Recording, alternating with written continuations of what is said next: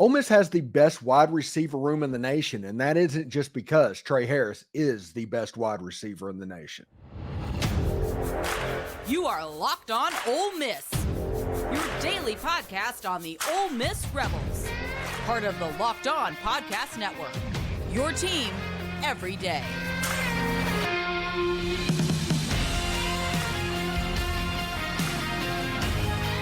Hi, I'm Stephen Willis, a former staff member at Ole Miss and a 10-year veteran member of the national media with Yahoo Sports. Thank you very much for tuning in. Today on the show, we talk about the Ole Miss wide receiver room and Tre Harris being the best in the nation and how awesome that is. Also, Stewart Mandel has Ole Miss in the top 5 for 2024, and spring practice will be here before you know it. And these are some of the things that you might need to know about that. This is the Locked On Ole Miss podcast, your daily podcast on the Ole Miss Rebels, part of the Locked On Podcast Network, your team every day. We're free and available on all the podcast apps and on YouTube. Thanks for making Locked On Ole Miss your first listen every day, and a special hello to the everydayers that make the show what it is. Today's episode is brought to you by FanDuel. Make every moment more. New customers join today and you'll get $200 in bonus bets if your first bet of $5 or more wins. Visit FanDuels.com/locked on to get started. Interesting stuff. And I talked about the Ole Miss wide receiver room being the best in the country, and I absolutely mean that. This is a unit a year ago that its leading receiver had 55 catches. Its second leading receiver had 54 catches. Its third leading receiver had 53 catches. And here's the kicker. Both of them had over a quarter of the season impacted by injury. And one of them graduated, but we have another player coming in that has a ceiling that I think exceeds his as well. But that was a good unit that Ole Miss had in 2023. They've upgraded. They've done the things they need to do. They have Tre Harris, who right here, if you look at his numbers, 54 catches, 985 yards, and 8 touchdowns. This is with the fact that he missed 3 games, essentially 3 games during the course of the season. If it wasn't for those 3 games, he would probably have in the area of 75 catches, 1,300 yards, and 10 to 11 touchdowns. His numbers would have been astronomical and would be getting a lot more attention than he gets. If you look on 3, he's rated as a 5-star player and the number 20 player in the country. I don't know exactly what that means, but we like to talk ratings. We always talk about ratings and things like that. But Tre Harris is a really good football player, and he is the de facto number 1 option for Jaxson Dart this season. Now, I mentioned earlier that Dayton Wade had 55 catches, Tre Harris 54, Jordan Watkins 53. Those players and the strength of this wide receiver room is part of the reason why Quinshon Judkins transferred away. The offense was going to change. Jaxson Dart was going to be the guy. He had earned it. He had earned the right to be the most important player on the field for Ole Miss's offense. These wide receivers, they're weapons. We're not even counting tight ends, which they've grown there as well. And we'll talk about that a little bit in the third segment. But if you look at this wide receiver unit and you look at Tre Harris's 54 catches and you look at Jordan Watkins' 53 catches, he had 741 yards and 3 touchdowns, despite having a third of the season impacted by a broken hand. He didn't even hardly play because of a leg injury in the Peach Bowl. Cayden, a true freshman, had to come in against the number 1 defense in the country, and he was basically uncoverable, even though he hadn't hardly played all season. It's one of the reasons that when Penn State say, oh, we had all these players opt out. Yeah, we had a true freshman that couldn't get on the field that made your guys look silly. I'm not buying that as well. But if you look at this and you look at Tre Harris, granted, that's only 100 catches and about 1,700 yards. And the third option coming up, and we're going to talk about in just a second, is what's going to put this unit over the edge. And also, we'll talk about some of the players that are coming in and some of the players that are reserves that have a chance to take a step that makes this wide receiver room even better. Just these 2 pieces. Jordan Watkins is Mr. Reliable. He is the person that Jaxson Dart is going to go to whenever he needs a completion, period. Jordan Watkins has developed into a fantastic slot receiver, a fantastic slot receiver. And he's so reliable. That's one of the reasons the Louisiana Monroe game, everybody's ears kind of perked up on that, because Jordan Watkins dropped a ball on a deep pass right in his hand. And just seeing Jordan Watkins drop anything is such a surprising thing that is pretty amazing to see. But these two are the main returners for Ole Miss in 2024. This is the part where it gets really interesting. Ole Miss brought in the transfer portal Antoine Wells, Juice Wells, who in 2022, last year he was injured for most of the year, but for 2022 he had 68 catches, 928 yards, and 6 touchdowns. You look at the numbers and they add up. The number of catches that he would have on the field, and him, I mean Jaxson Dart, would have somewhere in the neighborhood of 200 catches on the field if you count the tight ends returning. And he's going to go well over 2,500 yards of just the starters that are on the field. And that's the reason that everybody points to this wide receiver room as something that's really, really special. Now, it's not just those three. Those three are really impressive and they're really talented in their own right. That's the reason I led with them. But in May, Marquise Willis and Deion Smith will be on campus. Deion Smith is the #1 junior college player in America. He has Randy Moss type ability at the wide receiver position. He has a huge catch radius. His run after the catch ability is outstanding, and he can play the contested game. He is truly an all-around wide receiver. It's why I think that he'll be a one and done at Ole Miss. It's going to be advantage Juice Wells, because Juice Wells is going to get those spring practices to get acclimated to what is going on.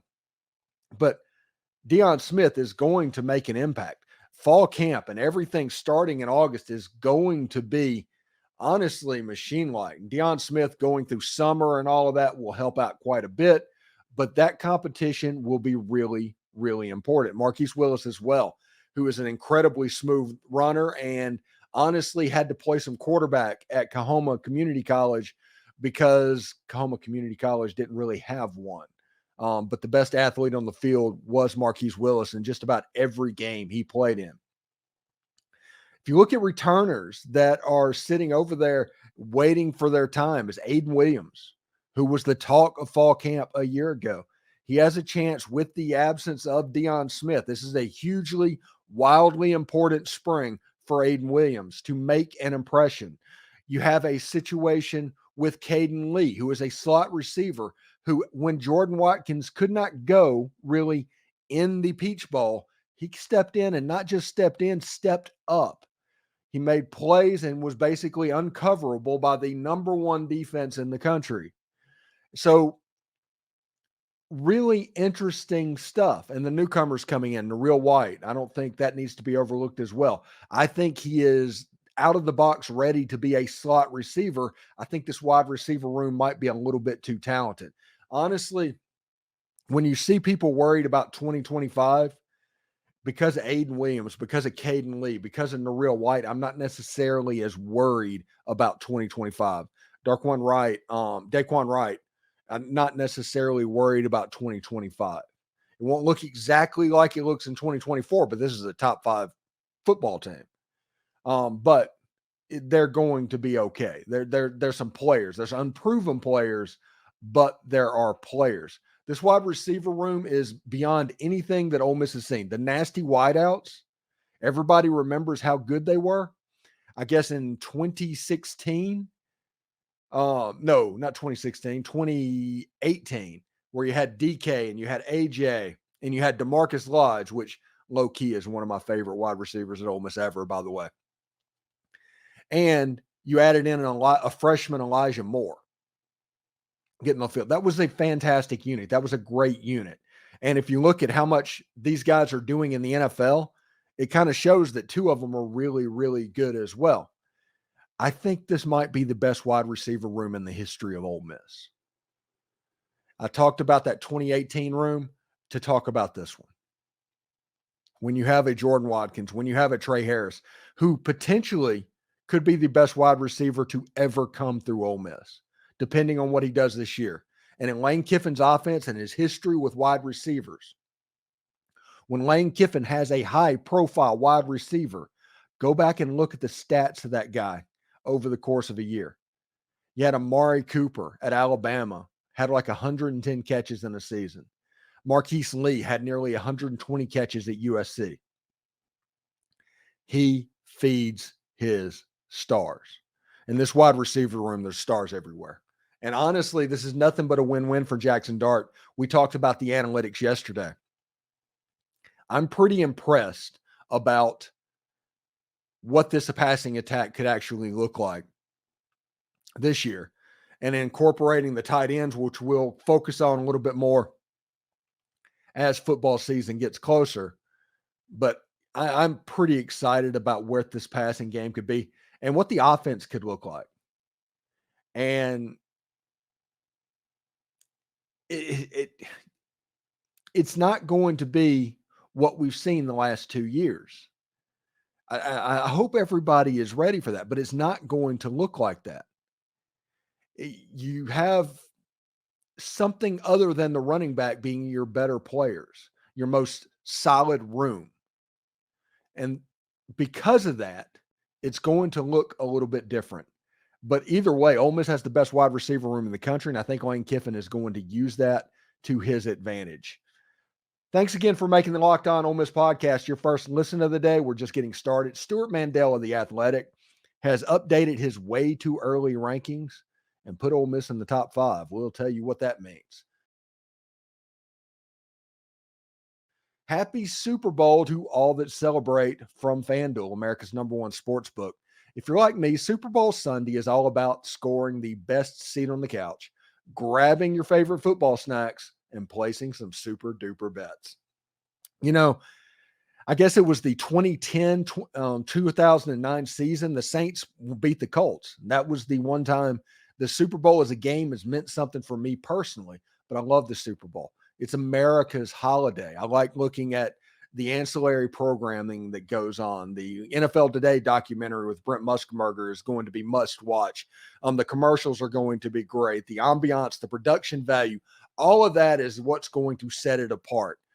So whenever you're doing that and you're going through, what bets are you interested in? You know, that FanDuel has so many different ways for you to end your season with a W, even if your team is not playing in the game. Heck, you can have 2 or 3 W's if you play your cards right. Not only can you bet on who will win Super Bowl 58, but they also have bets for like which players will score a touchdown, how many points will be scored, what color is the Gatorade, the coin flip, the length of the national anthem, all of these props that are all set up that can be bet on. New customers, if you join today, you can get $200 in bonus bets if your first bet of $5 or more wins. Just visit FanDuel.com/lockedon to sign up. That's FanDuel.com/lockedon. Make every moment more with FanDuel, an official sportsbook partner of the NFL. Locked On has launched its first ever national sports 24/7 streaming channel on YouTube. Locked On Sports Today is here for you 24/7, covering the top sports stories of the day with the local experts of Locked On, plus our national shows that cover every single league. Go to Locked On Sports Today on YouTube and subscribe to the first ever national sports 24/7 streaming channel. Stewart Mandel from The Athletic, and just like everybody else, they do these way too early rankings going into the season, and it's February right now. Stewart Mandel did a way too early rankings 2.0 to where he updated where his rankings were immediately after the national championship game. If you think about the national championship game, everybody was like rushing to get out the way too early graphics. And hey, it's cool for everybody to do that. Every time those go out, Ole Miss is in the top 10 in every single one of them. So yeah, release them at will. Well, Stewart Mandel did a second version of that after the Nick Saban announcement, after the Cayden DeBoer, after all of the movement, Jim Harbaugh, he re-ranked everything of where it could be. And it's actually a pretty smart move, because I was talking on our Discord server a couple of days ago, and they were talking about how people were talking about programs. And I was like, programs don't exist anymore.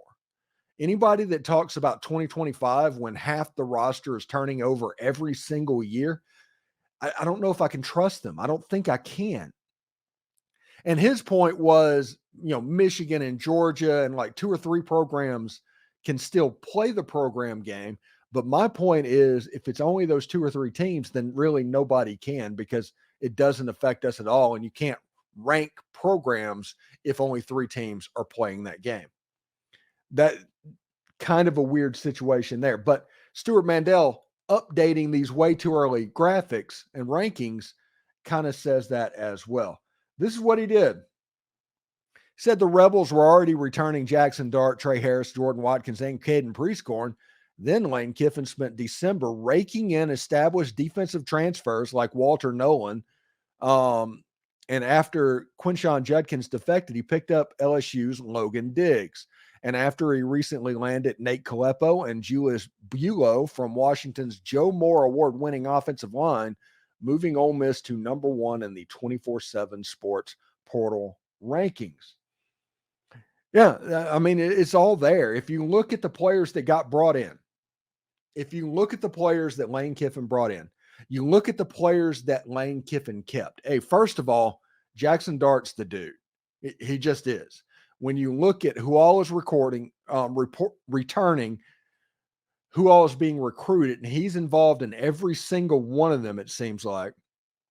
The whole marketing campaign of The Last Dance, which obviously is a play off the Chicago Bulls Michael Jordan documentary, but it's because a last year in Jaxson Dart's system, he is a leader unlike any leader that Ole Miss has seen recently.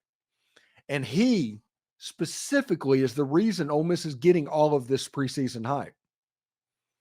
Good players, really good players. This is the most talented Ole Miss football team of my lifetime.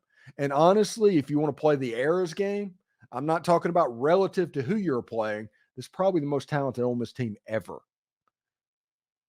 as far as just sitting on the team. Really interesting stuff. I want to see what happens. There's a lot of questions that Ole Miss has in the spring. Not fatal questions to where if they're answered in the not answered in the affirmative, you're going to struggle during 2024. It's not that. It's all about questions of how you maximize 2024. How do you make 2024 the best it can possibly be? I mean, that's what you're doing. You're tuning up. You're trying to figure out how to tweak. It is the drag racer, the street racer, that tweaks their car so they can get 1 or 2 more pieces of horsepower to win a race. That's what Ole Miss is doing right now. Ole Miss isn't trying to get into the race. Ole Miss is in the race. Ole Miss is trying to do what they can to tweak it to make it to where they win the race. We've spent the better part of my whole life trying to get into the race. I can remember getting absolutely over the moon excited by seeing a number, just a 25, by Ole Miss's name during the season. Does everybody remember that? Wasn't too long ago. Now, young people probably doesn't remember that, but people 30 to 40 sure do. But in the 80s, I can remember just hoping for anything. I remember Ole Miss going to the Independence Bowl, the Mark Young Independence Bowl in 1986. I was like, wow, this is amazing. I cannot believe this is possible. Ole Miss ends up winning that game. It was on like Ms. Lou, which is some kind of a regional channel over Mississippi and Louisiana. I guess that they put together for events like that. I'm not sure about that, but I do remember it was Ms. Lou.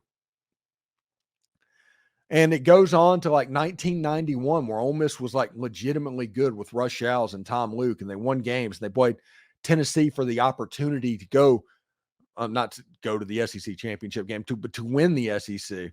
Ole Miss ended up ultimately losing that football game. But it's another situation. It was like a stepping stone. And then the Tuberville years happened and everything, the bowl streak started. And after cut, there was a little bit of a hiccup with Orgeron, And then Houston Nutt in the first 2 years took those players to the next level. And then he bottomed out a little bit. Then Hugh Freeze came in and took Ole Miss back to the Sugar Bowl. And that was the point where Ole Miss realized that we can do this. This can be done at Ole Miss. We're not poor little Ole Miss. Everything has changed, whether you know it or not. And fans of other schools, they don't know it. And good. I'm glad they don't know it. Because the reality of the situation is right now, Ole Miss has the third best SEC football program. That's factual. Over the last 3 years, they've won the third most games. They are favored to be the third-ish team this year. Ole Miss has no ceiling in 2024. None. Ole Miss can play in every game there is. There's a scenario that Ole Miss plays in a national championship game. There's a scenario that Ole Miss goes to Atlanta. Am I saying that Ole Miss is going to do both of those? No, you have to play the games. Weird stuff can happen. But the potential is there. And that's one of the reasons I don't have any patience for yeah, but fans. Whenever you say that, yeah, but this could happen, what happens if the running back situation doesn't get resolved? What happens if Tre Harris goes down again? Those yeah, but fans, it's like, that's not it. The preseason is all about potential. That's all it's about. It's all about hope. It's all about potential. It's all about having fun.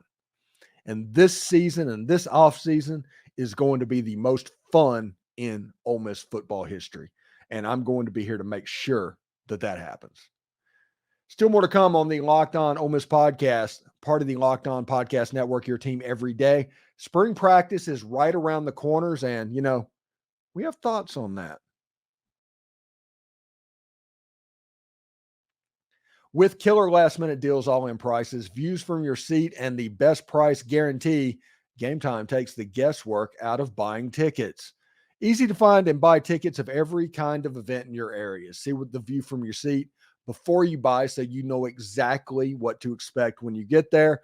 And they have all-in prices where you can see your total up front so you know exactly what you're getting and why it's a great deal before you check out. You can buy tickets with 2 taps. Click, click. You're there. You're done. And with zone deals, you can just pick the section, let Game Time pick the tickets, and you can have big-time savings. It's not much a difference between seats in a given section. And the Game Time guarantee means you'll always get the best price. If you find tickets in the same section and row for less, Game Time will credit you 110% of the difference. Take the guesswork out of buying tickets with Game Time. Right now, all Game Time users will get $100 off a big game ticket with code Vegas100.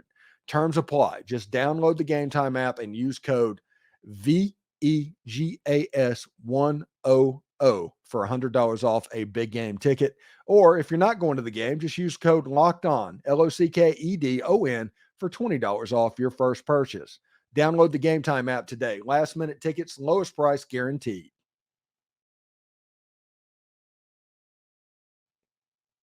Thanks for making the Locked On Ole Miss podcast your first listen of the day, and shout out to the everydayers. Locked On has launched the first ever national sports 24/7 streaming channel on YouTube. Locked On Sports Today is here for you 24/7, covering the top sports stories of the day with the local experts of Locked On, plus our national shows that cover every single league. For your second listen, go to Locked On Sports Today on YouTube and be part of the first ever national sports 24/7 stream channel. So spring practice is coming up in about a month, and there's some storylines and some thoughts that I've had pretty consistently since the football season ended. And one of it, which is, let's see, I'm going to try and pronounce this correctly because I got corrected on this one, but it's Kedrick Risino. That's how you pronounce the name, Risino. And his season for Ole Miss will be absolutely massive, and this spring will be massive.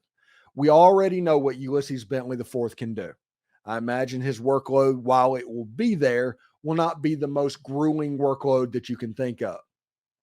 I know that there are some people that like Matt Jones, but Kedrick Reesanu, he is going to be a difference maker type player if he develops. It's a situation, looking at this athlete, why when Quinshon Judkins went to Ohio State, I didn't necessarily worry about it. Go look at his huddle highlights. And when you look at what he does as a running back, he can provide kind of an in-between. I foresee a situation in the playoffs to where Ulysses Bentley IV is starting, Logan Diggs is getting some carries, but a workload is Kedrick Reesanu. And it'll look a lot similar to the way it did in 2020 and 2021 when Matt Corral was kind of calling the shots at quarterback. Jaxson Dart's going to do it a little differently. His number one target is going to be on the outside, and Matt Corral's number one target was in the slot. But you will see this offense truly grow and explode. And Kedrick Reesanu is going to be a big reason that happens if it does. Even if Logan Diggs comes back and plays early, even if Ulysses Bentley IV has a great season, nobody is going to be a 300 carry running back in modern college football. And in this situation, it's not going to happen. Ole Miss needs Kedrick Reesanu to step up. That's going to be a big case. And if you look at the wide receiver, we talked about that. Ayden Williams and Cayden Lee have absolutely massive springs where they need to make an impression in spring, knowing that Deion Smith, knowing that Marquis Willis is coming on campus. You need to basically create enough separation that they can't catch you. That should be the goal for spring practice at wide receiver. And then Suntarine Perkins. Now, let's just be real. This is an absolutely massive spring for him. This is a 5-star player. He was a 5-star plus player. And Ole Miss has Pupal playing linebacker. TJ Dudley, who played a good bit in the Peach Bowl after he got eligible, he's going to play.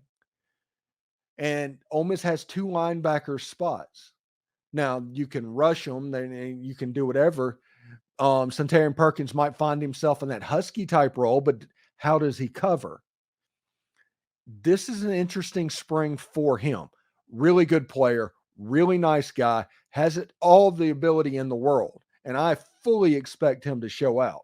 And it could be a situation where Pupal is playing next to Perkins and the rush end over there playing Jack, backing up Princely Uman-Mielen is TJ Dudley. I can totally see that happening.